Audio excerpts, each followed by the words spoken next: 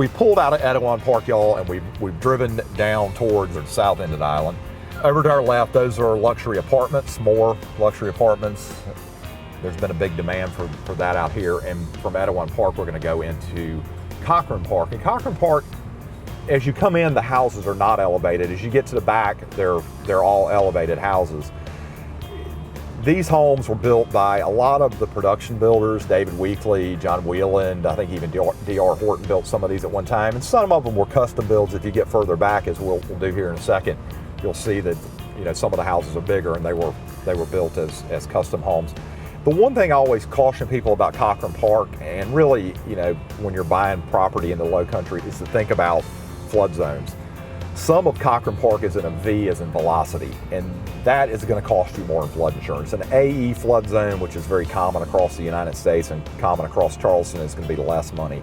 So if you're looking at Cochran Park and you like this area back here, I would advise, checking off of a flood zone before you fall in love with a house, because some of these houses, flood insurance could be $1,000, $1,500 a year. And generally speaking, insurance and taxes don't go down, so that's something to keep in mind. A lot of the homes, as we get back here, will line up and they overlook the creek and the rivers. We're very close to one of the Navy bases back behind this neighborhood. Lot sizes back here on these houses all range at about 1/4 of an acre, so you're not going to get, in most cases, anywhere on Daniel Island, a lot much larger than 1/4 of an acre. And you may be able to see through the trees. We may be able to get up here and get a better view of the oak trees and on out to the creek, and of course we can't see that from the car, but off the back, some of these, very few of these, at least in Cochran Park, have docks. If you go over to the next neighborhood that we'll go to here in a few minutes, Codner's Ferry, more of those homes would have docks if that's something you would want with your property.